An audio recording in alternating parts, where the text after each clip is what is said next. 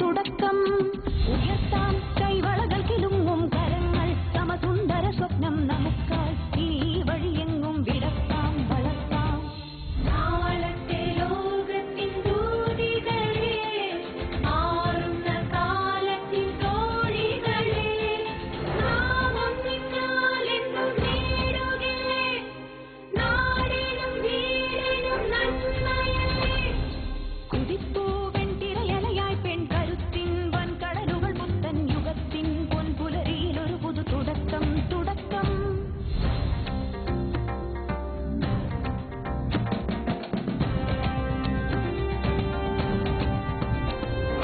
നാടിനി മുതലാണിനൊരു നിഴലാവതൊരു കഥയായി നാടിനൊരു നവജീവ സങ്കര ഭീതി ഉണരുകയായി മൂടുവിരുളിലുമേതു മറവിലുമാകെ കതിരുകളായി മാറി വരുമൊരു മൂല്യ സംക്രമരാശി വിടരുകയായി അലസത വിടയാം അമലത കളയാം പുതുനാടാകാശം തരിശുകൾ ഹരിതം മനസ്സുകൾ സഫലം തുടരാമീ യജ്ഞം നാളത്തെ ലോകത്തിൻ ദൂതികളെ മാറുന്ന കാലത്തിൻ തോഴികളെ നാം ഒന്നിച്ചാലെന്നും നേടുകില്ലേ നാടിനും വീടിനും നന്മയല്ലേ കുതിപ്പൂവൻ തിരയലയായി പെൺ കരുത്തിൻ വൻകടലുകൾ പുത്തൻ യുഗത്തിൻ പൊൻപുലരിയിൽ ഒരു പുതു തുടക്കം തുടക്കം പുതു തുടക്കം.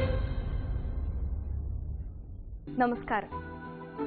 പണ്ട് സുഗന്ധവ്യഞ്ജനങ്ങളും തേടി വാസ്കോഡ ഗാമ കോഴിക്കോട് കപ്പലിറങ്ങിയ കാലം. കപ്പൽ നിറയെ കുരുമുളകും നിറച്ച് മടങ്ങിപ്പോകാൻ നേരം കുരുമുളക് വള്ളി കൂടി നൽകണമെന്ന് ഗാമ അന്നത്തെ രാജാവായ സാമൂതിരിയോട് ആവശ്യപ്പെട്ടു. സാമൂതിരി കുരുമുളക് വള്ളി നൽകാൻ തയ്യാറായി. ഇതറിഞ്ഞ മന്ത്രിമാരും മറ്റും പറങ്കികൾ കുരുമുളക് കൃഷി ആരംഭിച്ചാൽ നമ്മുടെ സ്ഥിതി എന്താകും എന്ന ആശങ്കയോടെ സാമൂതിരിയോട് ചോദിച്ചു. പറങ്കികൾ കുരുമുളക് വള്ളി മാത്രമല്ലേ കൊണ്ടുപോകുന്നുള്ളൂ, തിരുവാതിര ഞാറ്റുവേല കൊണ്ടുപോകുന്നില്ലല്ലോ. ഇതായിരുന്നത്രേ സാമൂതിരിയുടെ മറുപടി.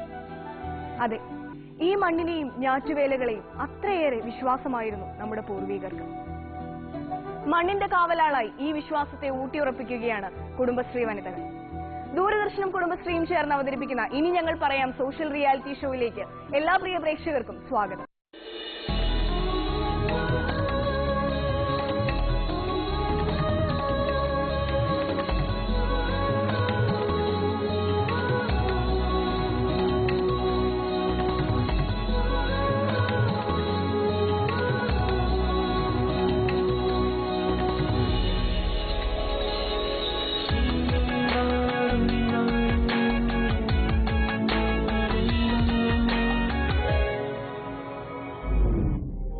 കൊല്ലം ജില്ലയിലെ ഇടവ നടയറ കായലിനോട് ചേർന്ന് കിടക്കുന്ന പ്രദേശമാണ് പൂതക്കുളം. ധാരാളം കാവുകളും കുളങ്ങളുമൊക്കെയായി ഹരിതാഭമായ ഗ്രാമഭൂമി. സ്വാഗതം പൂതക്കുളം CDSന് ദൂരദർശന്റെ പ്രൗഢോജ്വലമായ ഈ വേദിയിലേക്ക്.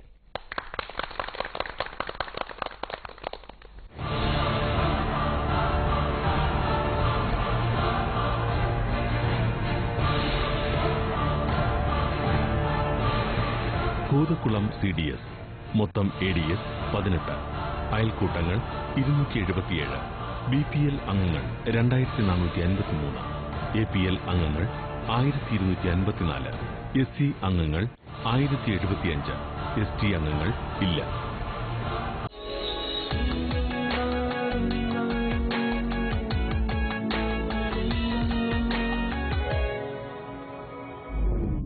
പൂതക്കുളം CDSന്റെ വികസന പ്രവർത്തനങ്ങൾക്ക് നേതൃത്വം കൊടുക്കുന്ന വനിതാരത്നങ്ങളാണ് ഇന്ന് എന്നോടൊപ്പം ഉള്ളത്.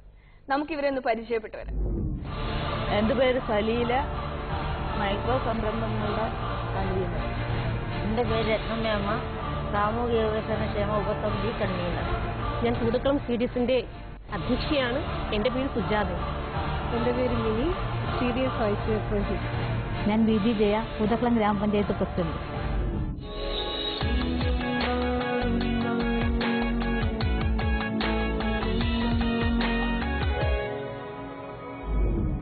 വിധികർത്താക്കളെ പരിചയപ്പെടാം.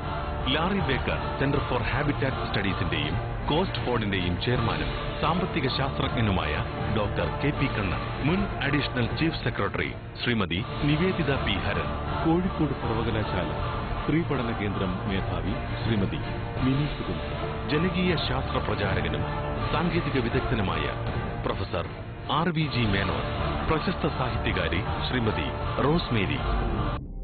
ഒരു നാടിന് പറയാൻ എന്തൊക്കെ കഥകൾ ഉണ്ടാവും അല്ലേ?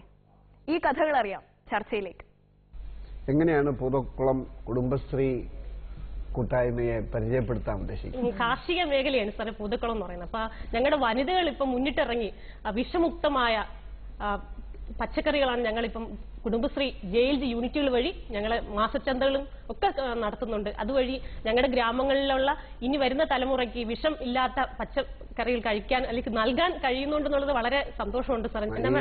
കൃഷി ഒരു കാര്യം പറഞ്ഞു, കൃഷി അതല്ലാതെ പ്രധാന നൂതനമായിട്ട് അവാർഡിന് പോകുമ്പോൾ ഞങ്ങൾ പങ്കെടുക്കാൻ തന്നെ മെയിൻ കാരണം ഞങ്ങളുടെ പഞ്ചായത്തിലെ വനിതകൾ തെങ്ങേറ്റ പരിശീലനത്തിന് പോകാൻ തീരുമാനിച്ചു.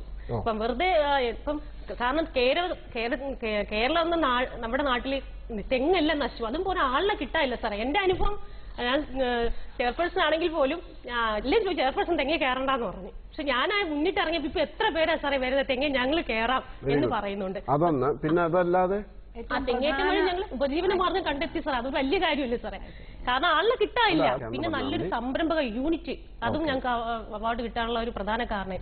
ഒരു ഡോർമാറ്റ് യൂണിറ്റ് നല്ല രീതിയിൽ പ്രവർത്തിക്കുന്നുണ്ട്. 5 പേരുടെ ജീവിത മാർഗമായിട്ട് അവരത് പിന്തുടരുന്നുണ്ട്. ഡോർമാറ്റ് യൂണിറ്റ്, പിന്നെ ചെറിയ ചെറിയ ബാഗ്, എല്ലാ യൂണിറ്റ് ഇപ്പൊ എല്ലാ പഞ്ചായത്തിലും ചെയ്യുന്നതൊക്കെ ലോഷൻ, സോപ്പ്, അങ്ങനെയുള്ള എല്ലാ സംരംഭങ്ങളും ഞങ്ങൾ ചെയ്യുന്നുണ്ട് സാർ. മെഴുകുതിരി ഒക്കെ ചെയ്യുന്നുണ്ട്. കുട, ബാഗ് എല്ലാം ഞങ്ങളെ പഞ്ചായത്തിന്റെ തനത് പരിപാടികളിൽ ഉൾപ്പെടുന്നുണ്ട് സാറേ. ഏറ്റവും ആശ്രയ പോലുള്ള പ്രോജക്റ്റുകൾ ഞങ്ങൾ വളരെയധികം നെഞ്ചിലേറ്റി വളരെ പെട്ടെന്ന് തന്നെ ജില്ലാംശം പറഞ്ഞ സമയത്ത് 4 പഞ്ചായത്തിൽ ഞങ്ങൾ ഏറ്റവും ഫസ്റ്റ് തന്നെ ചെയ്തു. ഡോർമാറ്റിനെ കുറിച്ചൊരു ഫിലിം ഉണ്ട്, ആ ഫിലിം കണ്ട ശേഷം ചർച്ച തുടരാം.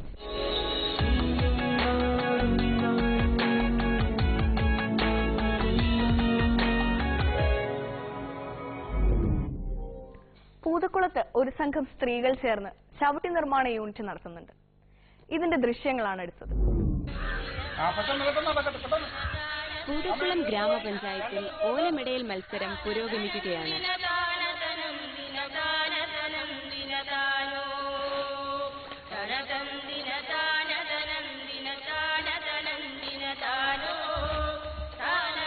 സിന്ധുവിന് ഇതൊരു മത്സരമല്ല, ജീവിതം നെയ്തെടുക്കുന്നതിനുള്ള പരിശീലനമാണ്.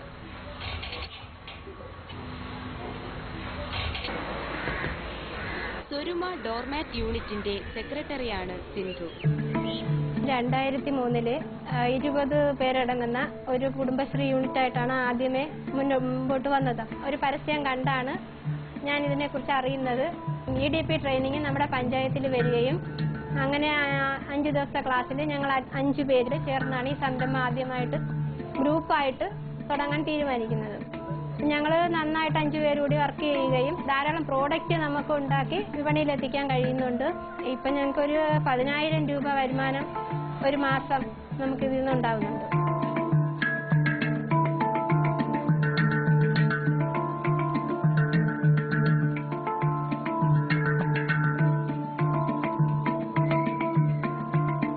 സ്വന്തം ജീവിതവും കുടുംബവും സുരക്ഷിതമാക്കുന്നതിനോടൊപ്പം മറ്റു സഹോദരിമാരുടെ ജീവിതവും സുരക്ഷിതമാകണമെന്ന ലക്ഷ്യത്തോടെ സിന്ധു ധാരാളം പേർക്ക് ഡോർമാറ്റ് നിർമ്മാണത്തിൽ പരിശീലനം നൽകി വരുന്നു. സിന്ധുവിൻ്റെ നിന്നാണ് എനിക്കിതെല്ലാം കിട്ടിയതും കുടുംബശ്രീയിൽ വന്നതും. അതിലെനിക്ക് സന്തോഷമുണ്ട്. എനിക്കിതിന് മുമ്പോട്ട് പോയി ഇതിന് 10 പൈസ വരുമാനം ഉണ്ടാവണമെന്ന് എനിക്ക് ആശയമുണ്ട്.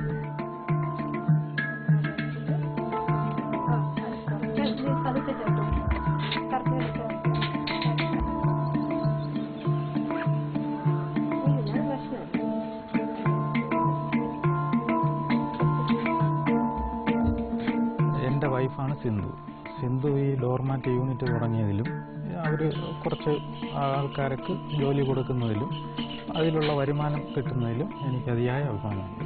സ്വരുമ യൂണിറ്റ് ഫോം ചെയ്തതിന് ശേഷം ഇതിനെ കുറിച്ച് പല ആളുകളും അറിയുകയും പല പ്രദേശങ്ങളിൽ ദൂരദേശങ്ങളിൽ നിന്ന് വരെ ആളുകൾ ഇവിടെ വിളിച്ച് ചോദിച്ചിട്ട് വന്ന് അവർക്ക് ആവശ്യമായ ട്രെയിനിങ്ങും എല്ലാ കാര്യങ്ങളും ഞാൻ ചെയ്തു കൊടുക്കുന്നു.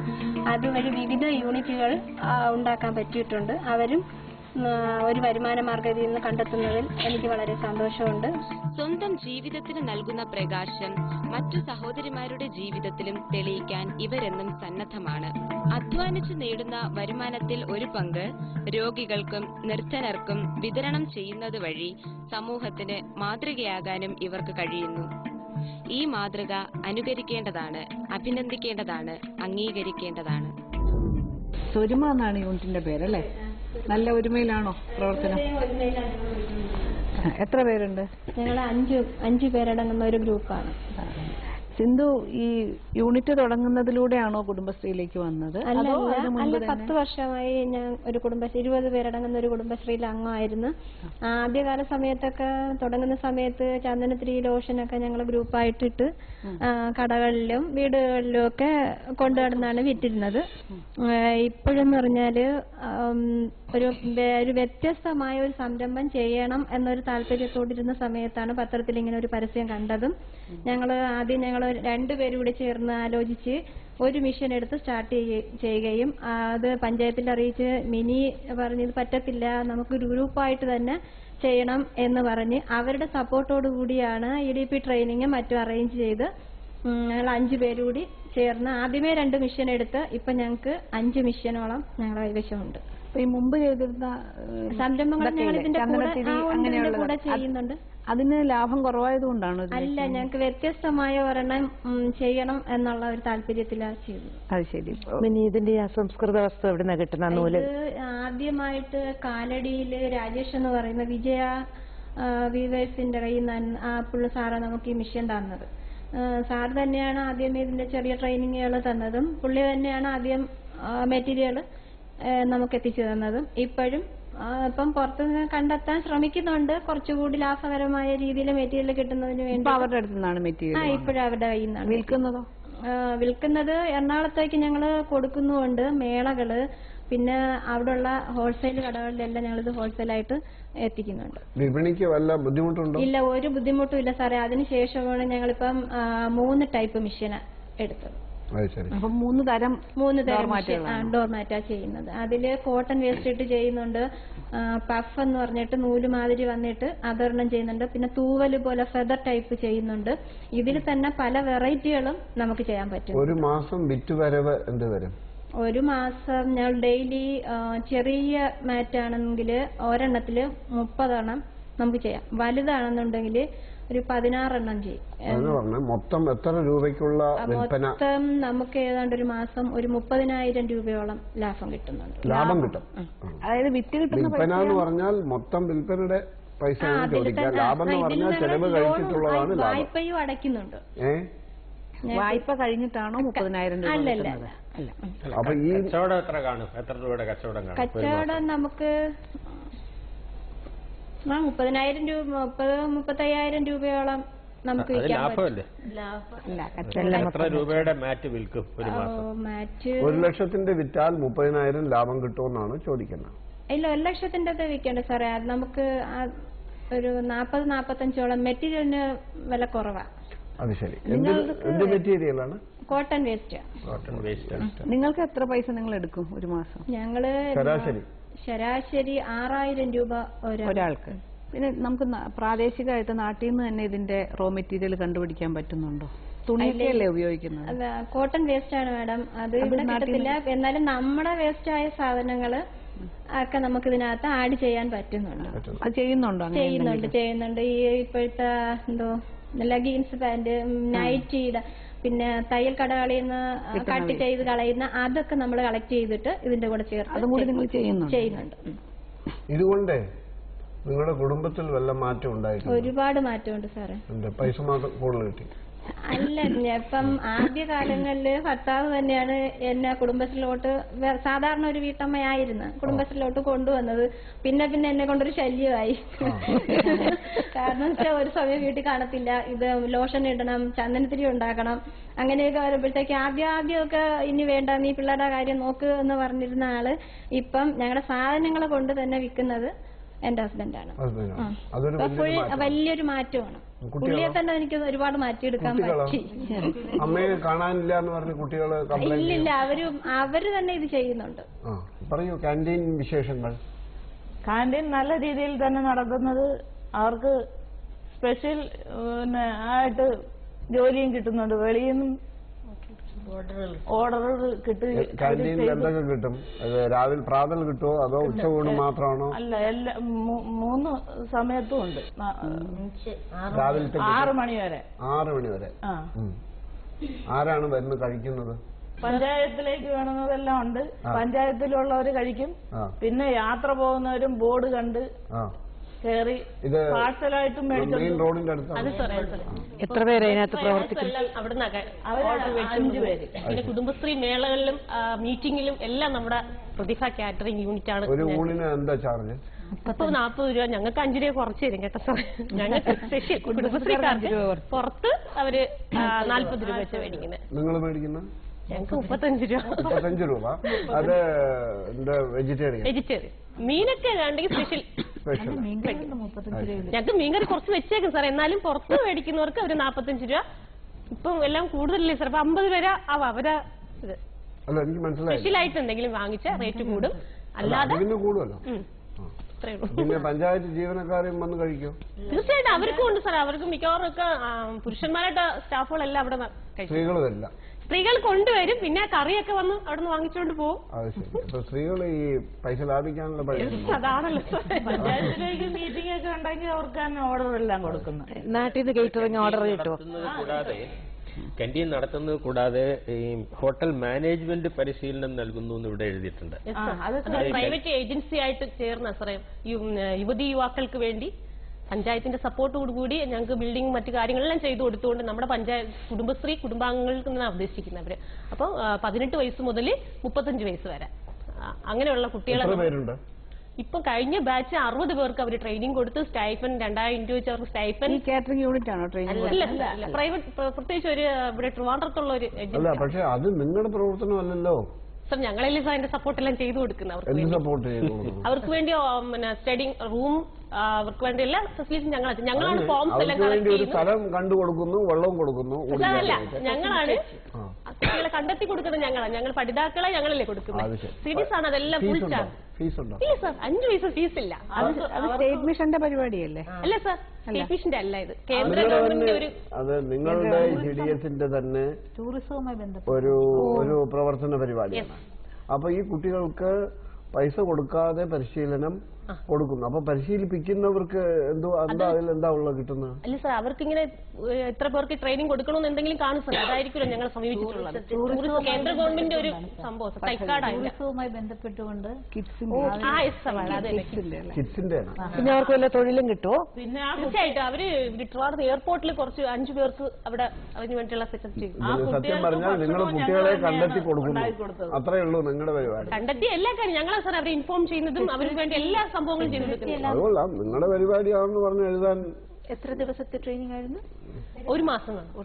ഈ 1 മാസം ഞങ്ങൾ തന്നെ അവർക്ക് വേണ്ട ഫുഡായാലും അവർക്ക് പിന്നെ സെന്ററിനുള്ള കാശൊന്നും അവരില്ലെന്നാ പറയുന്നത്. അപ്പൊ അതിനെല്ലാം പഞ്ചായത്തിന്റെ കസേരകളായി എല്ലാം ഞങ്ങളുടെ റിസ്കിലാണ് അവർ ട്രെയിൻ ചെയ്യുന്നത്. ഈ കുട്ടികൾക്ക് ഡിപ്ലോമ കിട്ടുമില്ല? ഡിപ്ലോമ സർട്ടിഫിക്കറ്റ്, പിന്നെ അവർക്ക് സ്റ്റഡി മെറ്റീരിയൽസ്, പിന്നെ നല്ലൊരു ബാഗ് ഉണ്ട് സാർ. അതെല്ലാം ഞങ്ങളുടെ പഞ്ചായത്തിലേ എത്തുന്നത്. 1000 രൂപയുടെ ബാഗൊക്കെ കൊള്ളാം. നല്ല ക്ലാസ്, നല്ല ഫാക്കൽറ്റീസ് ആയിരുന്നു. മാസം കൊണ്ടപ്പോ ഹോട്ടൽ മാനേജ്മെന്റ് പഠിക്കാമെന്നാണോ പറയുന്നത്? തീർച്ചയായിട്ടും സാറേ, ഒരുപാട് പഠിച്ചില്ലെങ്കിലും ഒരു കുറച്ചേറെ അവർക്ക് വീട്ടിലേക്ക് ആവശ്യമുള്ളതും എന്തൊക്കെ ഫുഡ്, ചില വിരുദ്ധമായ ഭക്ഷണം ഉണ്ട്. അപ്പൊ അതൊക്കെ തിരിച്ചറിയാനുള്ള ഒരു പ്രാഥമികമായിട്ടുള്ള ചില അറിവുകൾ നേടാം. പിന്നെ ജോലി തേടി പോകാനുള്ള ഹോട്ടൽ മാനേജ്മെന്റ് കോഴ്സ് 1 കൊല്ലം മുതൽ 4 കൊല്ലം വരെ നീണ്ടു നിൽക്കുന്ന കോഴ്സുകളാണ് സാധാരണയായിട്ടുള്ളത്. പക്ഷെ കുഴപ്പമില്ല, ഒരു ക്രാഷ് കോഴ്സ് എന്നുള്ള നിലയ്ക്ക് കുറച്ച് കുട്ടികൾക്ക് എന്തെങ്കിലും ഒരു തൊഴിൽ നൈപുണ്യം കൈവരും. പ്രാഥമിക ഇൻഫർമേഷൻ എന്നുള്ള രീതിക്ക്. ശരി, അപ്പൊ ഒരു കാര്യം ചെയ്യാം. ഇനി 2ാമത്തെ ഫിലിമുണ്ട്, സംഘകൃഷിയെ കുറിച്ച്.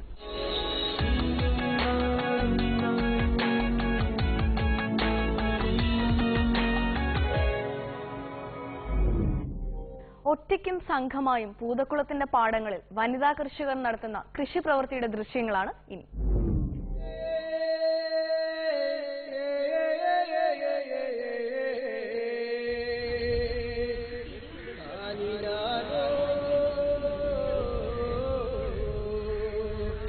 കടമ്പകൾ തരണം ചെയ്യുക അത്ര എളുപ്പമല്ല.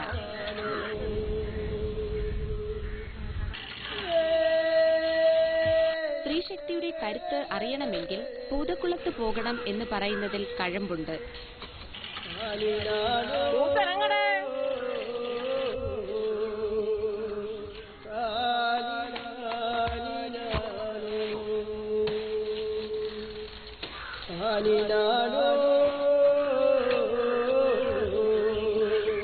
CDS ചെയർപേഴ്സൺ സുജാതയുടെ ജീവിതം തന്നെ അതിനുദാഹരണമാണ്.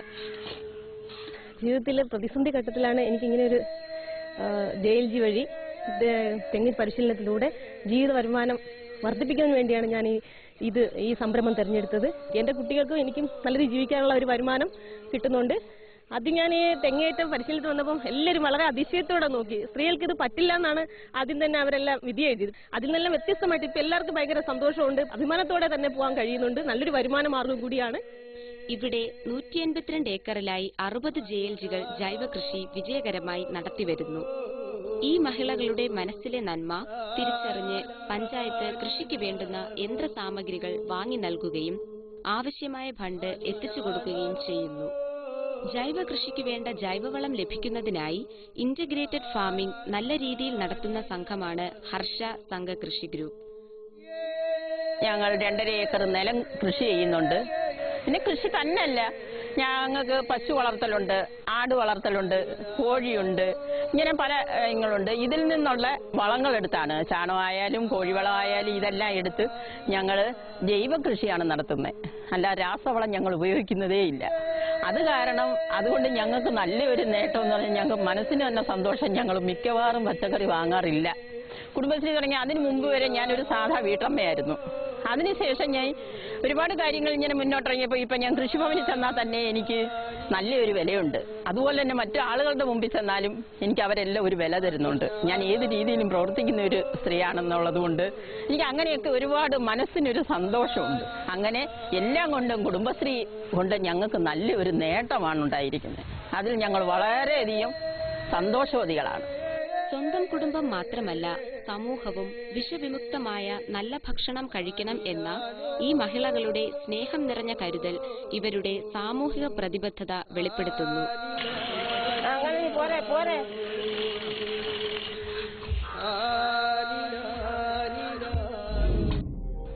നിങ്ങൾ ഈ ജൈവ കൃഷിയിലൂടെ ഉത്പാദിപ്പിക്കുന്ന നെല്ലിനും പച്ചക്കറിക്കും മാർക്കറ്റിൽ കിട്ടുന്ന സാധനങ്ങളെക്കാൾ കൂടുതൽ വില കിട്ടുമോ? ആളുകൾ തരുമോ? തീർച്ചയായിട്ടും കിട്ടും. നല്ല ഡിമാൻഡാണ് സാർ. ഞങ്ങൾ ഈ മാസച്ചന്ത നടത്തുമ്പോൾ ആള് പുറത്തുനിന്ന് ബാങ്ക് മാനേജേഴ്സ് നല്ലൊരു ഇതുണ്ട് ഞങ്ങൾക്ക് ബാങ്കുമായിട്ട് ലിങ്ക് ചെയ്യുന്നുണ്ട്. സംഘകൃഷിക്കൊക്കെ നല്ല ലോൺ കിട്ടുന്നു. അപ്പൊ അവരെല്ലാം ഇത് അറിഞ്ഞ ഉടനെ വെത്തുന്നു, കൊണ്ടുവന്ന സാധനം കിട്ടാനില്ല. ചോദ്യം ഇപ്പൊ സാധാരണ ഉള്ള പച്ചക്കറിക്ക് തരുന്നതിനേക്കാൾ കൂടുതൽ വില ഇതിന് തരാൻ അവർ തയ്യാറാണ് സാർ, തയ്യാറാണ്. നിങ്ങളുടെ പൂതക്കുളം പുറമേക്ക് ഈ പച്ചക്കറി അയക്കുന്നുണ്ടോ അതോ നിങ്ങളുടെ ചുറ്റുപാട് തന്നെയാണോ വിൽപ്പന?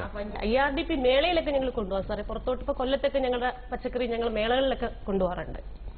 പിന്നെ ഞങ്ങളുടെ ആരാ ഉള്ളത് ഇതിനകത്ത്? സംഘഗ്രൂപ്പിന്റെ മെയിൻ ആവാ സാറേ. ചേനയൊക്കെ ഒത്തിരി ഉത്പാദിപ്പിച്ചു. നമ്മള് ചേന, ചേമ്പ്, വാഴ എന്നീ കൃഷികൾ ചെയ്യുന്നുണ്ട്. പിന്നെ നമ്മുടെ CDSൽ 170 ഗ്രൂപ്പോളം ഇതുപോലെ. ഗ്രൂപ്പ് എത്ര കൃഷി സ്ഥലമുണ്ട്? എന്റെ ഗ്രൂപ്പില് 1 ഏക്കറിൽ നമ്മള് കൃഷി ചെയ്യുന്നുണ്ട്. നിങ്ങളുടെ സ്വന്തം സ്ഥലമാണോ? അത് എന്റെ ഗ്രൂപ്പ് എന്ന് പറയുന്നത് എന്റെ ഭർത്താവിന്റെ പുരയിടത്തില് എന്റെ യൂണിറ്റ് അംഗങ്ങൾ സംഘമായി ചേർന്ന് ചെയ്തതാണ്. അതിൽ ഞാൻ അംഗമല്ല. എന്റെ യൂണിറ്റിലെ അംഗങ്ങൾ സംഘകൃഷി ഗ്രൂപ്പ് രൂപീകരിച്ച് നമ്മുടെ പുരയിടത്തില്. ഈ പുരയിടത്തിന്റെ ഉടമസ്ഥന് ഇതിനെന്തെങ്കിലും വാടക കൊടുക്കില്ല? ഇല്ല, ഒരു വാടകയില്ല. എല്ലാവരും സൗജന്യമായിട്ട് തരും? എല്ലാവരും ഇല്ല, അവരുടെ ഭർത്താവ് മാത്രം സൗജന്യമായിട്ട് കൊടുക്കും. അല്ല, പൊതുവെ നിങ്ങളുടെ CDSലെ രീതി എങ്ങനെയാണ്? പാട്ടത്തിനെടുത്താ സാറേ. മിക്കവാറും വനിതകൾ പാട്ടത്തിനെടുത്താണ്. എന്താണ് അവിടെ പാട്ടം നിരക്ക്? ഞങ്ങൾ വർഷത്തിന് 1000 രൂപ കൊടുക്കാറുള്ളൂ സാറേ. അപ്പൊ അത് അത്ര മതി സാറേ. അങ്ങനെ ഇതുവരെ ഞങ്ങൾ കൃഷിയിടം തരില്ല എന്ന് ഒറ്റ ഗ്രാമവാസികളോട് ഞങ്ങളുടെ അടുത്ത് പറഞ്ഞിട്ടില്ല. അതാണ് ഞങ്ങളെ പ്രത്യേകത. ഞങ്ങളൊരു കമ്മിറ്റി തീരുമാനം തരിശു നിലങ്ങൾ ഇടാൻ പാടില്ല, അങ്ങനെ സ്വന്തമായി കൃഷി ചെയ്തില്ല എങ്കിൽ മറ്റുള്ളവർക്ക് കൃഷി ചെയ്യുന്നതിന് കൊടുക്കണം എന്നൊരു തീരുമാനം ഉണ്ടായി. ഞങ്ങൾ പത്രം വഴിയൊക്കെ അറിയിച്ചു. ഇല്ലെങ്കിൽ അത് എത്ര സമയപരിധിക്കുള്ളിൽ അറിയിച്ചില്ലെങ്കിൽ പഞ്ചായത്ത് ഏറ്റെടുത്ത് ചെയ്യുന്നൊക്കെ ഒരു വാർത്ത ഞങ്ങൾ പത്രവാർത്ത കൊടുത്തിരുന്നു. അപ്പൊ അതിന്റെ ഫലമായിട്ട് ഈ പാട്ടം ക്യാഷ് അങ്ങനെ മേടിക്കാറില്ല. ആളുകൾക്ക് ചെന്ന് ചോദിക്കുമ്പോൾ തന്നെ തരിച്ചിടാൻ അവർക്ക് ഇങ്ങനെ ഒരു തീരുമാനം കിടക്കുന്നത് കൊണ്ട് കുടുംബശ്രീക്കാർക്ക് വാക്കാലുള്ള കരാറാണോ അതോ എഴുതി കൊടുക്കും? ചില ആളുകളൊക്കെ അഗ്രിമെന്റ് എഴുതി വെക്കാറുണ്ട്. കുറച്ച് പേര് ഞങ്ങളൊക്കെ ഇടപെട്ട് സംസാരിക്കുന്നത് കൊണ്ട് ഇത്ര വർഷത്തേക്ക് എന്നൊക്കെ പറഞ്ഞ് കൊടുക്കാറുണ്ട്. 5 വർഷം 3 വർഷം. പൂതക്കളത്തിന്റെ ഒരു സംസ്കാരം തന്നെ കാർഷിക സംസ്കാരമാണ് സാറേ. അപ്പൊ അതുകൊണ്ട് തന്നെ ഇപ്പം പുറത്ത് ജോലിക്ക് പോകുന്നവർക്ക് കൃഷി ചെയ്യാൻ പറ്റാതെ കിടക്കുന്ന ഭൂമികളാണ് കൂടുതലുള്ളത്. അതുകൊണ്ട് തന്നെ ഭൂമി വിട്ടുകൊടുക്കുന്നതിനാണ് നല്ല മനുഷ്യർ താമസിക്കുന്ന ഒരു അപ്പൊ ഞങ്ങളൊക്കെ അവിടെ വരാല്ലേ? തെങ്ങ് കയറ്റം വളരെ ആവേശകരമായ കാര്യമാണ്. നിങ്ങൾ ഒരുപാട് പേർക്ക് പരിശീലനം എത്ര പേർക്ക് പരിശീലനം കൊടുത്തു? 5 പേർക്ക് കൊടുത്തു. ഇനി വരുന്നുണ്ട് പെൺകുട്ടികളൊക്കെ. ഈ 5 പേരും പതിവായിട്ടില്ല സാർ, എന്നാലും അത്യാവശ്യം എല്ലാവരും വിളിക്കുമ്പോൾ ഞങ്ങൾ പോകാറുണ്ട്. അപ്പൊ സ്ഥിരമായിട്ട് ഞങ്ങൾക്ക് എനിക്കെന്ന് വെച്ചാൽ ഇപ്പൊ ഈ ചെയർപേഴ്സൺ വീണ്ടും ആയതുകൊണ്ടും സമയം കണ്ടെത്തിന് ഞായറാഴ്ച ദിവസങ്ങളിൽ ചെയർപേഴ്സണെ വിടുക. അവർ സ്ഥിരമായിട്ട് പോകാറില്ല സാറേ. അല്ല, ഞാൻ ഒരു കാര്യം പറയട്ടെ, വേറെ ജോലിയൊന്നും ഇല്ലാത്തവർക്ക് പരിശീലനം ഇല്ല. വളരെ ബിസി ആയിട്ടുള്ള ചെയർപേഴ്സണും അതുമായുള്ള ആൾക്കാർക്കും പരിശീലനം. ചെയർപേഴ്സൺ കയറുമ്പോൾ തന്നെ ഒരു മോട്ടിവേഷൻ ആയി സാറേ. അവര് കയറുന്നുണ്ട്. ആദ്യം ചെയർപേഴ്സൺ ആയിട്ട് പഞ്ചായത്ത് കമ്മിറ്റി വരെ എന്നോട് പറഞ്ഞു ചെയർപേഴ്സണൊക്കെ പോയി തെങ്ങേ കയറണം, ഇത് കഴിഞ്ഞിട്ട് പോരേന്ന് ചോദിച്ചവരുണ്ട് സാറേ. അതുകൊണ്ട് ഞാൻ തന്നെ ആദ്യം ഇത് കാണിച്ചു കൊടുത്തു. അപ്പൊ തീർച്ചയായിട്ടും ഇപ്പൊ ഒത്തിരി പേര് ഇപ്പം കഴിഞ്ഞ മീറ്റിംഗിന് വന്നപ്പോ അത് വലിയൊരു സംഭവമായിട്ട് ഇവിടെ പറയാൻ തക്കവണ്ണം വികസിച്ചിട്ടില്ല. 5 പേരേ ഉള്ളൂ, അതിലൊരാൾ ചെയർപേഴ്സൺ. വരുമാന മാർഗമാവുന്നുണ്ടോ? തീർച്ചയായിട്ടും വേണം. എന്റെ അവസ്ഥ, എന്റെ വീട്ടിൽ വരുമാനം ഞാൻ മാത്രമാണ് സാർ. അപ്പോഴും അതുകൊണ്ട് തന്നെ എന്താണ് നിങ്ങൾ ഒരു കാര്യം പറഞ്ഞല്ലോ, ഒരു പ്രതിസന്ധി ഘട്ടത്തിലാണ് ഞാൻ. സാർ, എന്റെ ഹസ്ബൻഡ് നല്ലൊരു മദ്യപാനി ആയതുകൊണ്ട് എന്റെ നല്ലൊരു മദ്യപാനി, തികഞ്ഞ മദ്യപാനി സാർ. അതുകൊണ്ട് വേറെ ഒരു പ്രശ്നം, നല്ലൊരു അറ്റ്മോസ്ഫിയർ ആയിരുന്നു. പക്ഷെ ഇദ്ദേഹം ഇങ്ങനെ മദ്യപിച്ചിരുന്നു. വീട്ടിൽ വളരെയധികം പ്രശ്നം ഉണ്ടാക്കുന്നത് കൊണ്ടും വരുമാനം ഇല്ലാത്തത് കൊണ്ടുമാണ് അധിക വരുമാനം എന്നുള്ള രീതിയിൽ ഞാൻ ഇതും കൂടെ സെലക്ട് ചെയ്തിരുന്നത്. അദ്ദേഹം ഡ്രൈവറാണ് സാറേ. നിങ്ങളുടെ അനുഭവം മറ്റുള്ളവർ കൂടി അറിയണം, എന്നാലേ ഇങ്ങനെ പ്രതിസന്ധി എങ്ങനെ കടന്നു എന്നുള്ള ഒരു പാഠം പ്രേക്ഷകർക്ക് കിട്ടുള്ളൂ. അതുകൊണ്ടേ ചോദിക്കണം, അല്ലാണ്ട് നിങ്ങളുടെ സ്വകാര്യ ജീവിതം അറിയാൻ വേണ്ടിയിട്ടല്ല. അപ്പോൾ അദ്ദേഹം ഇങ്ങനെ ഡ്രൈവറായി ജോലി ചെയ്തുകൊണ്ടിരുന്ന സമയത്ത് ഈ ഒരു സ്വഭാവം കൂടി, അതുകൊണ്ട് ജോലി ബാധിച്ചോണമാണ്? ഇല്ല സാർ, ഞാൻ ഒന്നിനും വീട്ടിൽ മാത്രം അടങ്ങിയിരുന്ന ഒരാളായിരുന്നു സാറേ. ഞാൻ ഒന്നിനും പുറത്തോട്ടൊന്നും പോകില്ലായിരുന്നു. അല്ല, വീട്ടിൽ കൊണ്ടുവരുന്ന വരുമാനത്തെ ബാധിച്ചോ ഈ ഇങ്ങനെ കൂടുതൽ മദ്യപാനം? ഇല്ല സാർ, അദ്ദേഹം ഇപ്പം 5 വർഷമായി സാർ. ഞാനൊരു പ്രൊട്ടക്ഷൻ ഓർഡർ, ഭയങ്കര ഉപദ്രവമായിരുന്നു മദ്യപിച്ചിട്ട് വന്നിട്ട്. അപ്പൊ പ്രൊട്ടക്ഷൻ ഓർഡർ, അപ്പൊ ഇതിനെല്ലാം ധൈര്യം കിട്ടിയത് കുടുംബശ്രീ. ഞാൻ കുടുംബശ്രീയിൽ വന്നതിന് ശേഷമാണ്. അദ്ദേഹം തന്നെ ആദ്യം എന്നെ കൊണ്ട് ഒന്നിനും കൊള്ളില്ല. അദ്ദേഹം അയാളുടെ റിലേറ്റീവ്സ് ഒക്കെ കുടുംബശ്രീ മെമ്പേഴ്സാണ്. അപ്പൊ ഞാൻ ഏകദേശം 5 വർഷം ആയതേ സാർ ഈ പ്രസ്ഥാനത്തിലേക്ക് കടന്നു വന്നിട്ട്. അപ്പൊ നീ ഒരു കാര്യം കുടുംബശ്രീ പോയിട്ട് ലോണൊക്കെ എടുക്കാൻ പറ്റും, നീ കുടുംബശ്രീയോട്ട് ചെല്ല് എന്ന് പറഞ്ഞു. അങ്ങനെ എന്റെ തൊട്ട വീട്ടിലെ അടുത്ത ചേച്ചിയാണ്, അദ്ദേഹം തൊഴിലുറപ്പ് പദ്ധതിയിലൊക്കെ അംഗമാണ്. അപ്പൊ നീ വാ, വീട്ടിൽ ഈ കൊച്ചുങ്ങൾ എന്തിനാ പട്ടിണിക്കിടുന്നത്, മോള് വാ, എന്റെ കൂടെ വാന്ന് പറഞ്ഞു. അപ്പൊ എനിക്ക് ഭയങ്കര നാണക്കേടാണ് സാറേ. അപ്പം വലിയൊരു ഫാമിലി ആയിരുന്നു എന്റേത്. അദ്ദേഹത്തിന്റെ മദ്യപാനം കാരണം എനിക്ക് 2 കുട്ടികളുള്ളൂ സാർ. എന്റെ സാമ്പത്തികമായിട്ട് വളരെ മുന്നിൽ നിന്ന ഒരു കുടുംബം സാർ. എന്റെ വല്യമാമനൊക്കെ സിംഗപ്പൂർ സിറ്റീസിനൊക്കെ ആയിരുന്നു. മാമൻ മരിച്ചുപോയി, ഇല്ലെങ്കിൽ അങ്ങോട്ടെങ്കിലും പോവായിരുന്നു. ചെയർപേഴ്സൺ സിംഗപ്പൂരിലൊക്കെ പോയിട്ടുണ്ട്. അപ്പൊ വളരെ നല്ല സാമ്പത്തികമായിട്ട് മുന്നിൽ നിന്നൊരു കുടുംബാംഗമാണ് ഞാൻ. അപ്പൊ ഇദ്ദേഹത്തിന്റെ മദ്യപാനം കൊണ്ട് എന്റെ സ്വർണ്ണം മുഴുവൻ നശിപ്പിച്ചു. 10 ചെലവിന് തരുവായിരുന്നോ? ഇല്ല സാറേ, ഒരേ കട മുടിച്ചിട്ട് വന്ന്. സാറിന് അറിയാലോ ഒരു കള്ളുകൂടിന്റെ സ്വഭാവം, ഞാൻ പറഞ്ഞിട്ടായിരുന്നു. പൊതുവെ അറിയാൻ എന്നാൽ സാർ കേട്ട് കാണുമല്ലോ. ഇപ്പൊ കേരളത്തിലെ മുഴുവൻ സ്ത്രീകളുടെ പ്രശ്നമാണ്. ആദ്യമായിട്ടാണ് എന്നെ കണ്ടാൽ എങ്ങനെയിരിക്കും? സാറ് കഴിക്കുന്നല്ല, സാധാരണ ഒരു മദ്യപനിച്ച് ഇവര് കഴിച്ചു കഴിഞ്ഞാൽ പിന്നെ ഒരു ജോലിക്കും പോകില്ല സാറേ. പിന്നെ ഇച്ചിരിയൊക്കെ എനർജി വരും, പിന്നെ ഉപദ്രവം നമ്മളെ പൈസ. അപ്പൊ ഈ ഉപദ്രവം തുടങ്ങിയ സമയത്താണോ പ്രൊട്ടക്ഷൻ വേണം എന്ന് പറഞ്ഞ് എവിടെ പോയി? ഞാൻ കുടുംബശ്രീയിൽ ഇങ്ങനെ നമ്മുടെ ബീന മാഡം ആയിട്ട് GRPSC ആയിട്ട് ഇങ്ങനെ കൺസൾട്ട് പറഞ്ഞു, നിങ്ങൾ പ്രൊട്ടക്ഷൻ ഓഫീസറായിട്ട് ഒരു നല്ല മാഡത്തിന്റെ പേര് ഞാൻ പറഞ്ഞു, ഒരു മിടുക്കിയ ഒരു മാഡം ഉണ്ടായിരുന്നു.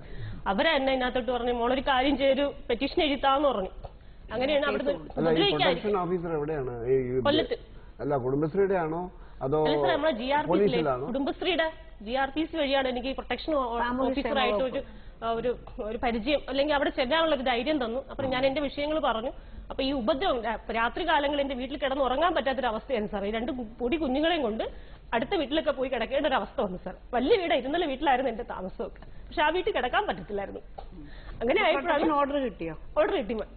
ഓർഡർ കിട്ടിയതിന് ശേഷമുള്ള പുള്ളിക്കാരൻ അങ്ങനെ പോലീസിൽ അപ്പം എന്നിട്ടും ഭയങ്കര ബഹളമൊക്കെ അങ്ങനെ പോലീസിനെ വിളിച്ചു രാത്രിയിൽ ഒരു 2 മണി സമയമൊക്കെ പഴയ മുൻ പ്രസിഡന്റ് ഞങ്ങളുടെ സത്യസാർ നല്ല ഒരു സഹായമായിരുന്നു എനിക്ക് അദ്ദേഹത്തിന് വിളിച്ചു പറഞ്ഞു എനിക്ക് പേടിയായിരുന്നു നേരിട്ട് വിളിക്കാനൊക്കെ അപ്പൊ പുള്ളിക്കാരൻ വിളിച്ചു പറഞ്ഞു പോലീസ് വന്നു അന്ന് ആ വെട്ടുകത്തേക്ക് എടുക്കും സാർ വെട്ടുകത്തി എടുത്തിട്ടാവും ഓടിക്കുന്നത് അപ്പൊ രക്ഷകൾ നേടാൻ വേണ്ടി ഞാൻ അങ്ങനെ വിളിച്ചു പറഞ്ഞു അപ്പൊ തന്നെ SI ഒക്കെ ഓടി വന്നപ്പോഴാണ് അന്ന് പോയത് പിന്നെ 2 ദിവസം കഴിഞ്ഞ് വീണ്ടും വന്നു അത് ഞാൻ ഡോർ തുറക്കണ്ട എന്തെങ്കിലും ഉണ്ടെങ്കിൽ ഞങ്ങൾ സ്റ്റേഷനിൽ വിളിക്കാൻ പറഞ്ഞു അങ്ങനെയാണ് പിന്നെ പുള്ളിക്കാരൻ വരാതായി അപ്പൊ ഇപ്പൊ ആ വീട്ടില് നിങ്ങളാണോ താമസിക്കുന്നത്? ഇല്ല സാർ ഞാൻ അവിടുന്ന് പോയപ്പം ഒത്തിരി കടബാധ്യത ഉണ്ടായിരുന്നു സാറേ അപ്പം എന്റെ സിസ്റ്ററും അമ്മയൊക്കെ ഇങ്ങ് തിരിച്ചു എന്റെ കൂടെ പേരിലുണ്ടായിരുന്നു അപ്പൊ അവരത് അസ്ഥിരപ്പെടുത്തി ഞാൻ ഇത്രയും വലിയ വീടല്ലേ സാറേ അപ്പൊ ബാങ്കിൽ ഇത്തിരി ബാധ്യത ഉണ്ടായിരുന്നു അപ്പൊ അത് കാരണം അവരങ്ങ് കോടതിയിൽ ഞാൻ പിന്നെ കുറഞ്ഞ വിലയ്ക്ക് വാങ്ങിച്ചെന്നുള്ള രീതിയിലൊക്കെ പ്രമാണം എന്തായാലും അസ്ഥിരപ്പെടുത്തിയപ്പോ എനിക്ക് എങ്ങോട്ടോ ഇല്ലാണ്ടായി വീട് നഷ്ടപ്പെട്ടു അപ്പൊ അതെല്ലാം അവരെടുത്ത് അനിയത്തിയും അമ്മയൊക്കെ ഇപ്പൊ അവിടെ ഉണ്ട് ഞങ്ങള് ഒരു അംഗൻവാടി ടീച്ചറിന്റെ വീട്ടിൽ നിന്നിട്ട് ആണ് പിന്നെ കുറച്ചു കാലം കഴിഞ്ഞു പിന്നെ ബ്ലോക്കിൽ നിന്ന് എനിക്ക് പഞ്ചായത്തിന്റെ വീട് കിട്ടി അപ്പൊ കുട്ടികളും സുജാത ഇപ്പൊ ആ വീട്ടിലാണ് ഞാൻ ഒരു അമ്മച്ചിയും കൂടെ ഒരു ആശ്രയ ഗുണഭോക്താണ് പിന്നെ ഡിവോഴ്സ് ആയില്ല സാറേ പ്രൊട്ടക്ഷൻ ഓർഡർ ഇങ്ങനെ നിലനിൽക്കുന്നേ ഉള്ളൂ പുള്ളിക്കാരൻ വരാനും ഇല്ല ചിലവര് തരാനില്ല അപ്പൊ ഞാൻ തൊഴിലുറപ്പിന് പോയത് എന്റെ ആദ്യം ഞാൻ തൊഴിലുറപ്പിനാണ് പോയത് പിന്നെ എനിക്ക് വേണ്ടി ഒരു കുടുംബശ്രീ ഞാൻ ഫോം ചെയ്യുകയും അതുവഴി മാച്ചായി പിന്നെ ഞാൻ ADS-ലേക്ക് വന്നു അങ്ങനെ ഒരു പ്രതിസന്ധിയിലൂടെയാണ് കുടുംബശ്രീയിൽ വരികയും ഇതുമാതിരിയുള്ള അവസരങ്ങൾ എടുത്ത് ഈ ഒരു കുടുംബത്തിലെ ഇങ്ങനെ ഒരു വളരെ വിഷമം പിടിച്ച ഒരു പ്രതിസന്ധി തരണം ചെയ്തതെന്നുള്ളത് അതാണ് അത് കേൾക്കാൻ വേണ്ടിയിട്ടാണ് പറഞ്ഞത്. മോള് 7 കൃഷ്ണ എന്നാണ് സാറേ പേര് മോൻ 4ാം ക്ലാസ്സിൽ പഠിക്കുന്നു സാഗർ ഞങ്ങളിപ്പോ നല്ല ഹാപ്പിയാണ് സാർ ഒരു അമ്മച്ചി കൂടെ അവർക്ക് ആരുമില്ല നമ്മൾ പത്രത്തിലൊക്കെ റിപ്പോർട്ട് ചെയ്ത് കാല് പുഴുത്ത് അമ്മച്ചി അതാണ് കുടുംബം അമ്മച്ചിയാണ് എന്റെ ആരുമല്ല അവര് നിങ്ങളുടെ കൂടെ അമ്മയോടെ ഞാൻ പ്രൊട്ടക്ട് ചെയ്യും നിങ്ങളുടെ അച്ഛൻ മരിച്ചുപോയായിരുന്നു അച്ഛൻ സെൻട്രൽ ഗവൺമെന്റിലായിരുന്നു ഈ പിന്നെ സർവേ ഡിപ്പാർട്ട്മെന്റ് ജോലി അച്ഛൻ മരിച്ചുപോയി ഇപ്പൊ അമ്മയും അനിയത്തിയും ഒക്കെയാണ് ആ വീട്ടില് ചേച്ചിയുണ്ട് ഒന്നുമില്ലാതെ ആരും ഉണ്ടാവില്ല സാറേ അതാ എന്റെ പ്രത്യേകത. ഭർത്താവിന്റെ വീട്ടുകാർ സഹായിക്കും ഇല്ല സാറേ അയാൾ ഭയങ്കര ഉപദ്രവം എല്ലാവർക്കും പേടി അദ്ദേഹത്തിന് അപ്പം അയൽക്കാർ പോലും ഞങ്ങളെ പ്രൊട്ടക്ട് ചെയ്യാൻ വരില്ല കാരണം ഇദ്ദേഹം അവരെ ചീത്ത വിളിക്കുന്നുള്ള പേടി നിങ്ങൾ ഭാര്യയും ഭർത്താവില്ലേ ഞങ്ങൾ ഇടപെടില്ല എന്ന് പക്ഷെ ഇപ്പം ഈ ജെൻഡർ കോർണർ വഴിയാ സാറേ ഞാൻ എല്ലാം ആർക്കെന്ത് പ്രശ്നം ഉണ്ടായാലും ഞാൻ അപ്പൊ ഏത് സമയത്ത് വിളിച്ചാലും ഞാൻ പോയി അവരെ രക്ഷപ്പെടുത്താനുള്ള എന്തെങ്കിലും വഴി ഞാൻ അവർക്ക് ജെൻഡർ കോർണർ നന്നായി നല്ല പ്രവർത്തിക്കുന്നു സാറേ എന്റെ അനുഭവം ഇനി ഒരു സ്ത്രീക്ക് ഉണ്ടാവാൻ പാടില്ല എന്നുള്ളത് കൊണ്ട് നല്ല രീതിയിൽ ഇപ്പൊ ഇവരെയൊക്കെ ഈ ചേച്ചി അജ്ഞ ചേച്ചി ഇവിടെ ഉണ്ട് പുള്ളിക്കാരിയൊക്കെ ഒരുപാട് സപ്പോർട്ടാ ശരി അവരെല്ലാം ഒരു കുട്ടി തന്നെ ജെൻഡർ കോർണർ മലയാളമുണ്ടോ അതിന് ജെൻഡർ കോർണർ എന്ന് പറയുമ്പോൾ സ്ത്രീകൾക്കും കുട്ടികൾക്കും നേരെയുള്ള അതിക്രമങ്ങൾ അതാണ് ഉദ്ദേശിക്കുന്നത് അപ്പൊ ഒരു ദിവസം ഞാനിങ്ങനെ ഇതേപോലെ പഞ്ചായത്ത് ചെന്നപ്പോഴത്തേക്കിന് ചെയർപേഴ്സന്റെ വീടിനടുത്ത് അങ്ങനെ പറഞ്ഞുകൂടാ എങ്കിലും ഒരു +2 പഠിക്കുന്ന ഒരു കുട്ടിയെ അച്ഛൻ പീഡിപ്പിച്ചു അപ്പൊ ആ കൊച്ചു രാവിലെ ചെന്ന് പറഞ്ഞ് അതിങ്ങനെ എന്നോടും പറഞ്ഞ് എന്നിട്ട് പറഞ്ഞ് നമുക്കിത് ആ കൊച്ചു +2 പഠിക്കുക അപ്പൊ ലാസ്റ്റ് പരീക്ഷയാണ് ആ +2 നമ്മളെ ഹാൾ ടിക്കറ്റ് അച്ഛൻ എടുത്തു വെച്ചിരിക്കുന്നു കൊടുക്കത്തില്ല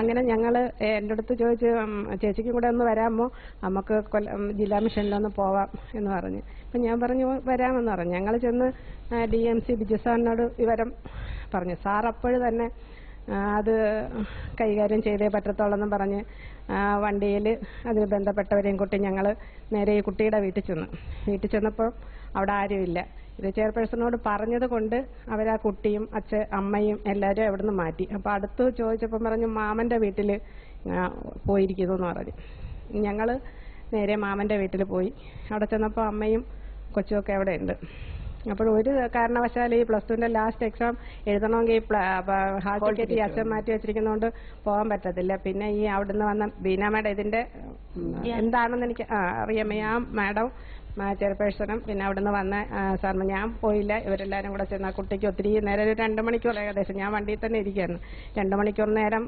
കൗൺസിലിംഗ് കൊടുക്കുകയും പിന്നെ ബിജു സാറും എല്ലാവരും കൂടെ ഇടപെട്ട് ഹാൾ ടിക്കറ്റ് മേടിച്ച് ഈ കുട്ടിക്ക് പിറ്റേന്ന് പരീക്ഷയാണ് കൊടുത്ത് ആ പരീക്ഷ എഴുതാൻ കുട്ടിക്ക് സാധിക്കുകയും ചെയ്തു. പിന്നെ അതുപോലെ തന്നെ ഇത് വെളിയിലൊന്നും ആരും അറിഞ്ഞില്ല.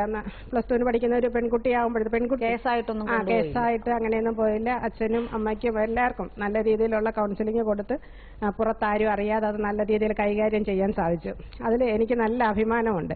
അപ്പോൾ ഇതേപോലുള്ള എന്തെങ്കിലും വിഷമങ്ങൾ ആർക്കെങ്കിലും ബുദ്ധിമുട്ടുകൾ ഉണ്ടാകുന്നുണ്ടെങ്കിൽ ഇങ്ങനെ ജെൻഡർ കോർണറിൽ പരാതി പറയുകയാണെങ്കിൽ നമുക്കത് രഹസ്യമായിട്ട് പരാതി വരാറുണ്ട്.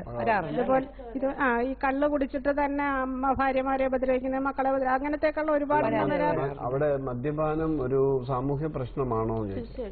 തീർച്ചയായിട്ടും സാർ. അതെങ്ങനെ നിങ്ങൾ ഒരു സാമൂഹ്യ പ്രശ്നം എന്നുള്ള നിലയ്ക്ക് എന്തെങ്കിലും കൈകാര്യം ചെയ്തിട്ടുണ്ടോ? ബോധവൽക്കരണമോ?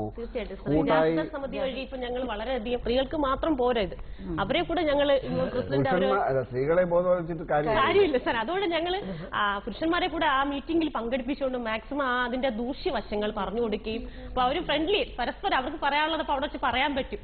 പരസ്പരം പരിചാരമെങ്കിലും ലാസ്റ്റ് അവർ ഒരുമിച്ച് നല്ല രീതിയിൽ പോകാൻ പറഞ്ഞിട്ടുണ്ടോ നിങ്ങളോട്? എന്തുകൊണ്ടാണ് ഇങ്ങനെ ചെയ്യുന്നത്? അവർക്ക് മാനസികമായ വല്ല പ്രശ്നമൊക്കെ കാണും, അതുകൊണ്ടാണ് ഞങ്ങൾ ഇങ്ങനെ ചെയ്യുന്നത് അങ്ങനെ പറയുമല്ലോ സാറേ. അപ്പൊ ഞങ്ങൾ എന്താണ് അത് കണ്ടുപിടിച്ചിട്ട് അവരുമായിട്ട് അപ്പം നിങ്ങൾ സംസാരിക്കും. തീർച്ചയായും രണ്ടുപേരും കൂടെ സംസാരിക്കും. ഞങ്ങളുടെ മുമ്പ് ബുദ്ധിമുട്ടാണെങ്കിൽ നിങ്ങൾ അത് അവർക്ക് രഹസ്യമായിട്ട് സംസാരിക്കാനുള്ള ഒരു സമയമൊക്കെ ഞങ്ങൾ കൊടുക്കുന്നുണ്ട്. പറഞ്ഞിട്ട് പിന്നെ തിരിച്ച് ഞങ്ങൾ എല്ലാം കൂടെ ചേർന്ന് പ്രസിഡന്റും പഞ്ചായത്ത് ജാഗ്രത സമിതിയും എല്ലാം കൂടെ ചേർന്നിട്ട് കുടുംബശ്രീ ചെയ്യുന്നുണ്ട് സാർ. മധുമുക്തി അതിനകത്ത് ഉൾപ്പെടുത്തി ചെയ്യുന്നുണ്ട്. അല്ല, ഞാൻ ചോദിക്കുന്നത് ഇങ്ങനെ നിങ്ങൾ പുരുഷന്മാരുമായിട്ട് മീറ്റിംഗ് ഒക്കെ നടത്തുമ്പോൾ അവര് തുറന്ന് അവരുടെ വിഷമങ്ങളോ അല്ലെങ്കിൽ എന്തുകൊണ്ടാണ് ഇത് അവർക്ക് തന്നെ കൺട്രോൾ ചെയ്യാൻ പറ്റാത്ത ഒരു കാര്യമായി പോകുന്നത് എന്നതിനെ കുറിച്ച് വല്ലതും പറയാറുണ്ടോ? അവരെന്തുകൊണ്ട് ഇങ്ങനെ ആകുന്നു എന്നങ്ങ് തുറന്നു പറയാനുള്ള ഒരു സമീപനം അവരുടെ ഭാഗത്തുനിന്നുണ്ട്. കൗൺസിലിംഗ് വല്ലതും നിങ്ങൾ ഏർപ്പെടുത്തിയിട്ടുണ്ടോ? കൗൺസിലിംഗ് അതിനുശേഷം കൗൺസിലിംഗ് അത് മെഡിക്കൽ ഓഫീസറാണ് ചെയ്യുന്നത്. മെഡിക്കൽ ഓഫീസർ ചെയ്താൽ പോരാ, മെഡിക്കൽ ഓഫീസർ കൗൺസിലിംഗ് ആയിക്കൊള്ളുന്നില്ല. അതിന് അല്ല, മെഡിക്കൽ ഓഫീസറുമായി ചേർന്നുകൊണ്ടാണ് അവര് ആ PHC-യുമായി ചേർന്നുകൊണ്ടാണ് ഈ മധുമുക്തി എന്ന് പറയുന്ന പ്രോഗ്രാം നമ്മൾ ചെയ്യുന്നത്. അത് കഴിഞ്ഞിട്ട് നമ്മൾ അവർക്കൊരു അവയർനെസ് കൊടുത്തതിന് ശേഷം അത് പിന്നും ഇത് തന്നെ ഇതിന് അഡിക്റ്റ് ആവുന്നവരെയാണ് കൗൺസിലിംഗിലേക്ക് കൊണ്ടുപോകുന്നത്. അത് വളരെ കാര്യക്ഷമമായി പ്രവർത്തിക്കുന്നുണ്ട്. കലക്കൂട് CHC സബ് സെന്റർ അതിനായി പ്രവർത്തിക്കുന്നു. അപ്പൊ ഒരു കാര്യം ചെയ്യാം, നമുക്ക് ഇതിലോട്ടൊക്കെ പല കാര്യങ്ങളും ഇനി ചോദിച്ചറിയാനുണ്ട്. പക്ഷേ നിങ്ങളുടെ ഒരു പ്രധാനപ്പെട്ട ഒരു ഇതാണ് ആശ്രയ.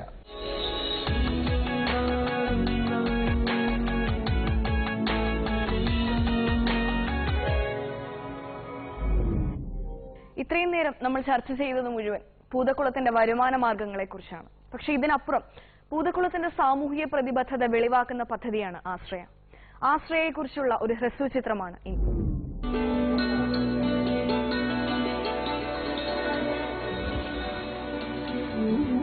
വെന്ത് വെന്ത് പദം വന്ന മനസ്സ്, സ്വന്തം കാലിൽ നിൽക്കാൻ പാടുപെടുകയാണ് ഷീല.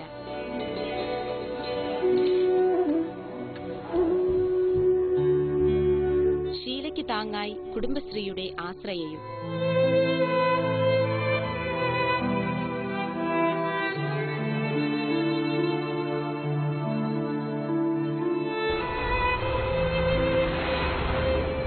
എന്റെ കുടുംബശ്രീയുടെ പേര് ഐശ്വര്യ കുടുംബശ്രീയാണ്.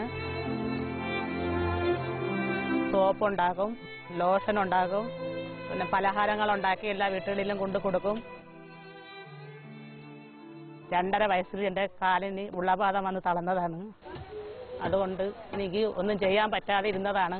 അപ്പോൾ ഈ വണ്ടിയും തന്ന് ഈ കുടുംബശ്രീയും തുടങ്ങിയ ശേഷമാണ് ഞാൻ ജീവിക്കാൻ തുടങ്ങിയത്. ഞാൻ ഈ വണ്ടി കിട്ടുന്നതിന് മുമ്പേ രോഗം കാണാതെ നടന്നതാണ്. ഇപ്പം ഈ വണ്ടി ഉണ്ടായതുകൊണ്ട് എനിക്ക് രോഗം മൊത്തവും കാണാം.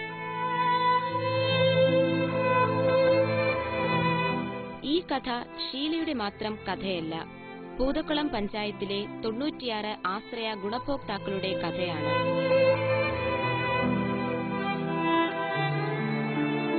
വേദനയും കയ്പും നിറഞ്ഞ അവരുടെ ജീവിതത്തിന് കുടുംബശ്രീ കൈത്താങ്ങായതിന്റെ കഥ.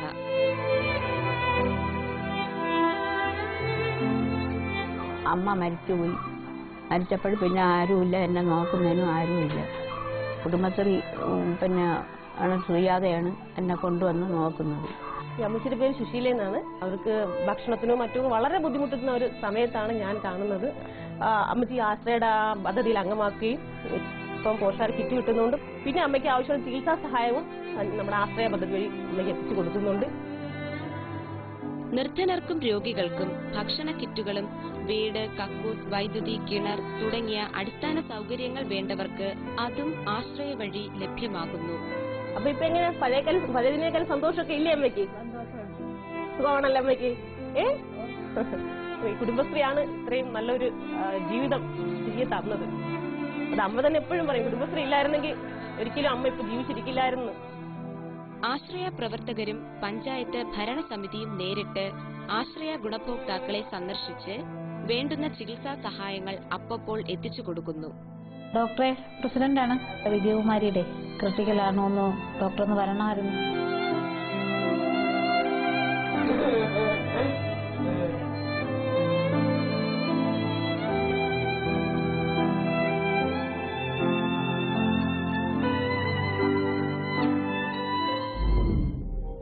ഈ കുടുംബശ്രീയുടെ പ്രവർത്തനങ്ങളൊക്കെ വഴിയേ ഈ സ്ത്രീകളുടെ ജീവിതത്തിൽ ഒരുപാട് മാറ്റങ്ങളൊക്കെ വന്നില്ലേ?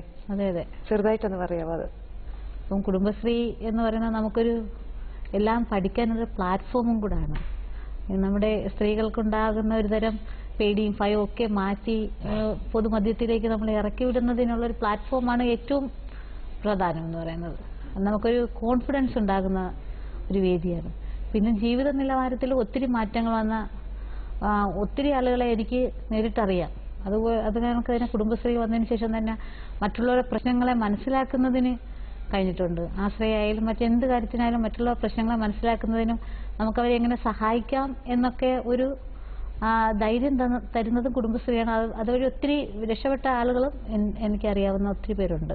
നിങ്ങൾ ഏത് സാഹചര്യത്തിലാണ് ഇതിലോട്ട് വന്നത്, കുടുംബശ്രീയിലോട്ടും? ഞാൻ സാഹചര്യം എന്ന് പറഞ്ഞാൽ വിവാഹം കഴിച്ചു. വീട്ടിൽ ഞാൻ LIC ഏജന്റായി വർക്ക് ചെയ്തുകൊണ്ടിരുന്ന സമയത്ത് 3-4 പേര് വന്ന് പറഞ്ഞു നമുക്കൊരു കുടുംബശ്രീ യൂണിറ്റ് ഉണ്ടാക്കാം എന്ന് പറഞ്ഞു. അപ്പോൾ ഞാൻ പറഞ്ഞു എങ്കിൽ പിന്നെ അങ്ങനെ ചെയ്യാം എന്ന് പറഞ്ഞിട്ടാണ് ഒരു കുടുംബശ്രീ യൂണിറ്റ് ഉണ്ടാക്കിയത്. അപ്പോൾ കുടുംബശ്രീ യൂണിറ്റ് ഉണ്ടാക്കിയപ്പം അതിൻ്റെ ഒരു ഭരണ നേതൃത്വം, അതായത് പ്രസിഡന്റ്, സെക്രട്ടറി സ്ഥാനങ്ങൾ ഏറ്റെടുക്കാനായിട്ട് ആരും വില്ലിങ് ആയിരുന്നില്ല. അപ്പം ഞാൻ പറഞ്ഞു ഞാനായിട്ടുണ്ടാക്കിയ കുടുംബശ്രീ അല്ലേ, ഞാൻ തന്നെ അതിൻ്റെ പ്രസിഡന്റ് ആകാമെന്ന് പറഞ്ഞിട്ട് 2 വർഷമായി യൂണിറ്റിൻ്റെ പ്രസിഡന്റായിട്ടിരുന്നു. അതുവഴി കുടുംബശ്രീയിൽ ADS-ലേക്ക് തിരഞ്ഞെടുത്തു. അത് കഴിഞ്ഞിട്ട് ADS നിന്ന് CDS-ലേക്ക് വരുമായിരുന്നു. അതാണ് ഞാൻ കുടുംബശ്രീയിലേക്ക് വന്ന. ഇപ്പോൾ ആശ്രയയിൽ എത്ര അംഗങ്ങളുണ്ട്? ഇപ്പൊ 131. രണ്ട് ഘട്ടമായിട്ടാണ് ആശ്രയം എടുത്തത്.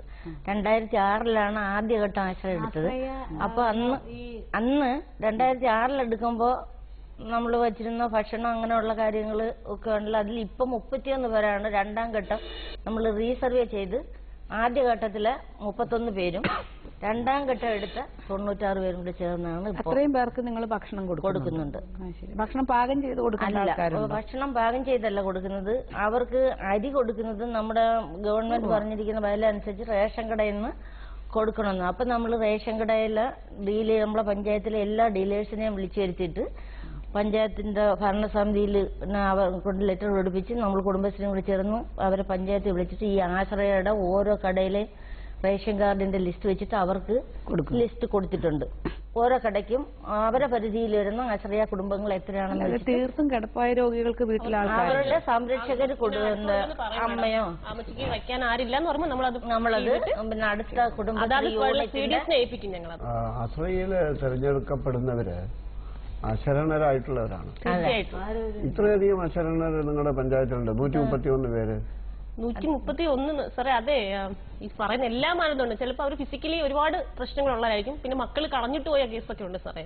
പിന്നെ വീടില്ല, അങ്ങനെയൊക്കെ ഉള്ളവരുണ്ട്. ആരും നോക്കാനില്ലാതെ ഒറ്റയ്ക്ക്. പക്ഷെ എല്ലാം ഉണ്ട്, നോക്കത്തില്ല ആരും. അങ്ങനെ കഴിയുന്ന ഒത്തിരി അമ്മമാരുണ്ട്. പിന്നെ ആണുങ്ങളുണ്ട്, കടത്തിണ്ണയിലൊക്കെ കിടക്കുന്ന മക്കളും ഭാര്യയൊക്കെ ഉണ്ട്.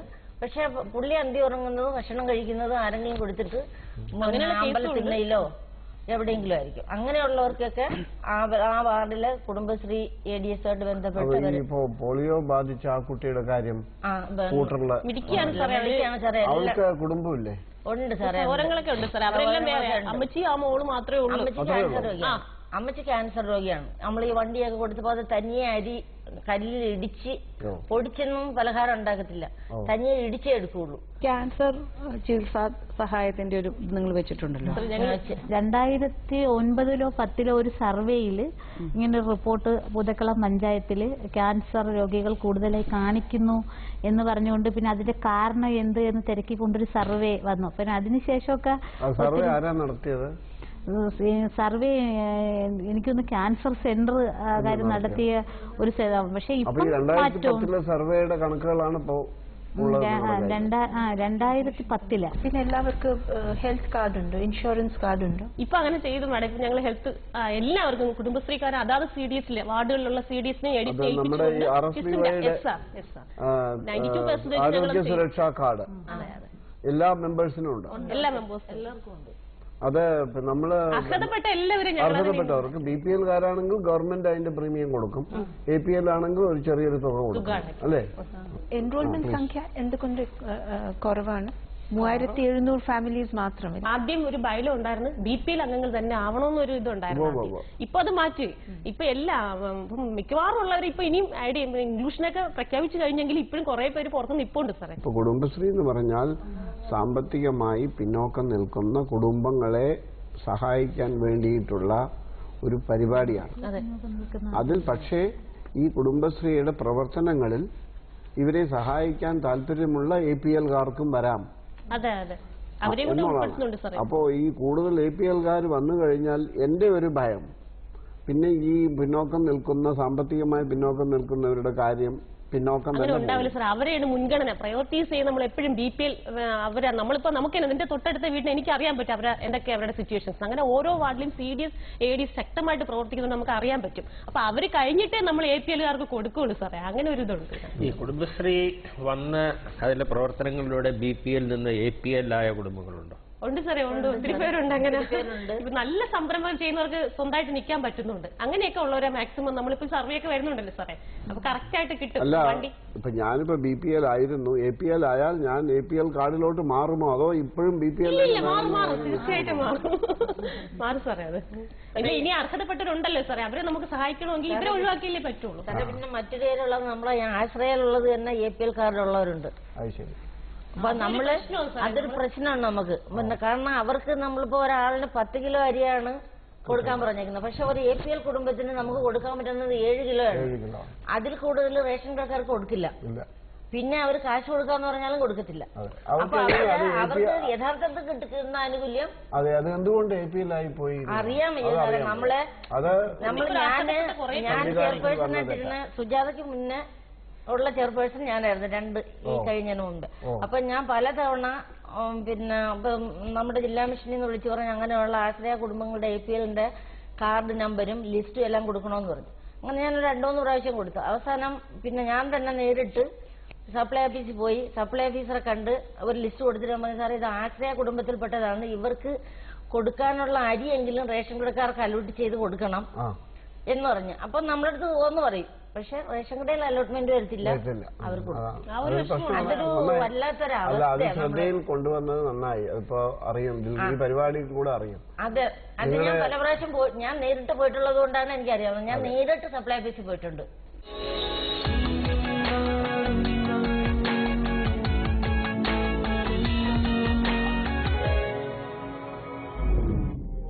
ഇത്രയും വൈബ്രന്റ് ആയ പൂതക്കുളം CDS ലഭിച്ചിരിക്കുന്ന മാർക്സ് എത്രയാണെന്ന് അറിയാനുള്ള സമയമാണിനി.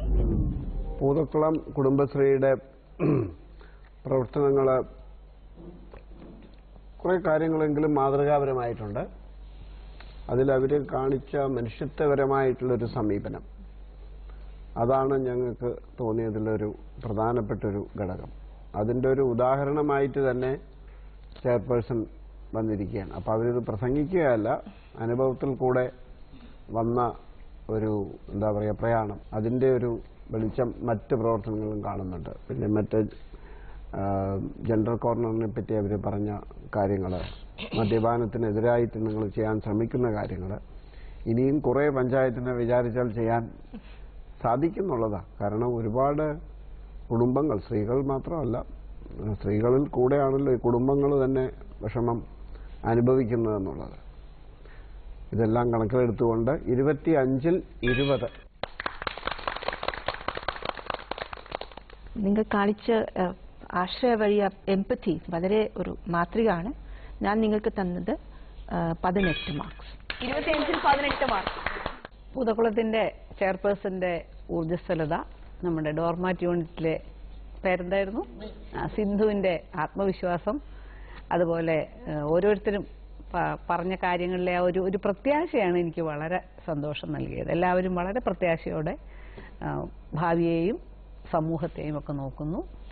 ഞാൻ പൂതക്കുളത്തിന് നൽകുന്നത് 25-ൽ 19 മാർക്ക്. എനിക്ക് 15 മാർക്കാണ് തരാനുള്ളത് പരമാവധി. അതെ, അതിലെ 13 മാർക്ക്. ഈ തെങ്ങിന്മേലിരുന്ന് പുഞ്ചിരിക്കുന്ന സുജാതയും വൈകല്യം മറന്ന് ഉണ്ണിയപ്പൊക്കെ ഉണ്ടാക്കുന്ന നമ്മുടെ ഷീലയും ശരിക്കും ആവേശം പകരുന്ന ദൃശ്യങ്ങളാണ്. പിന്നെ മറ്റു സംഘങ്ങളെല്ലാം പഞ്ചായത്തിന്റെ പുരുഷന്മാരാൽ പരിശോധിതരായ വന്ന നിങ്ങൾ മുഴുവൻ സ്ത്രീകൾ, അത് തന്നെ ഒരു അഭിമാനം തോന്നുന്നു. പിന്നെ ഞാൻ നിങ്ങളെ കണ്ട ഉടനെ ശ്രദ്ധിച്ച്, സാധാരണ 40 കഴിയുമ്പോൾ സ്ത്രീകൾ കുറച്ച് നിരാശരും വ്യാകുലരും കുറച്ച് ചിന്താകുലരായ മുഖമൊക്കെ, നിങ്ങളിലെ ശരിക്കും എന്തൊരു ആത്മവിശ്വാസവും ഭയങ്കര പ്രകാശം വഴിയുന്ന മുഖങ്ങളോടുകൂടി ആ പ്രത്യാശ തന്നെ എനിക്ക് കൂടുതൽ മാർക്കിടാൻ പ്രേരിപ്പിക്കുകയാണ്. 10-ൽ 9.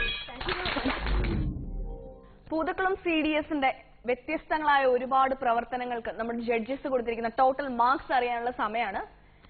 വളരെ മികച്ചൊരു സ്കോറുമായിട്ടാണ് പൂതക്കുളം ഇവിടുന്ന് പോകുന്നത്. 100-ൽ 79 മാർക്ക്.